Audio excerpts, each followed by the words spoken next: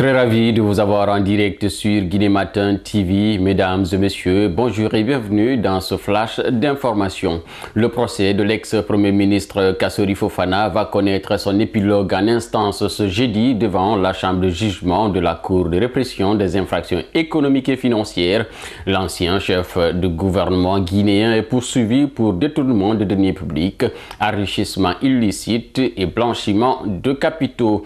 Il n'a jamais comparu à la barre pour répondre de ces accusations pour des raisons de santé, mais le parquet a toujours assimilé cette absence à un refus de comparaître. D'ailleurs, il a requis 5 ans de prison et une amende de 5 milliards de francs guinéens à son encontre. Désormais, le sort de Kassori Fofana est suspendu aux lèvres du juge Yacouba Konté. Restons toujours à la CRIEF où le procès de l'ancien directeur général de la Banque nationale d'investissement de Guinée s'est poursuivi mercredi devant la chambre de jugement.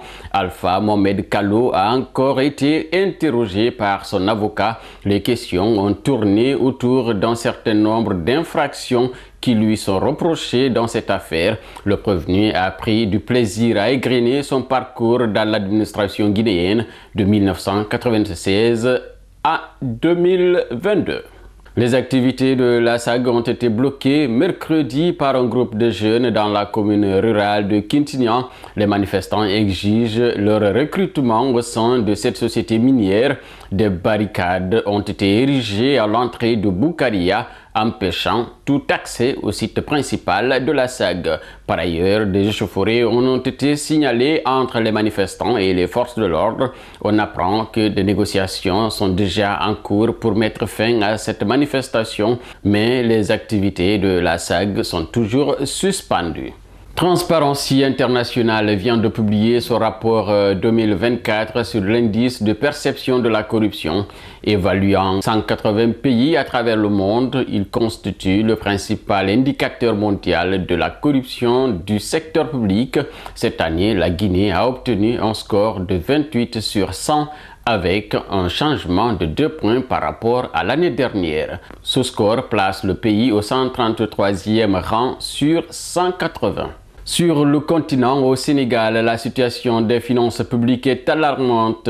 C'est la principale conclusion du rapport définitif de la Cour des comptes publié mercredi sur la gestion de l'argent public de 2019 au 31 mars 2024. Très attendu, le document révèle une dette publique très importante et de nombreux écarts et manquements dans la gestion des deniers publics. Par ailleurs, dans le monde, un peu plus de 2 mois après la chute du régime de Bachar el-Assad, la France accueille ce jeudi une 3e conférence internationale sur la Syrie. Objectif, coordonner l'action régionale et internationale pour soutenir le processus de transition en cours à Damas, alors que les rares ONG présentes dans le pays fustigent les sanctions occidentales qui pèsent toujours sur lui, les accusant de contribuer à y alimenter la crise humanitaire. C'était tout pour ce flash d'informations sur Guinée Matin TV. Merci d'avoir été des nôtres.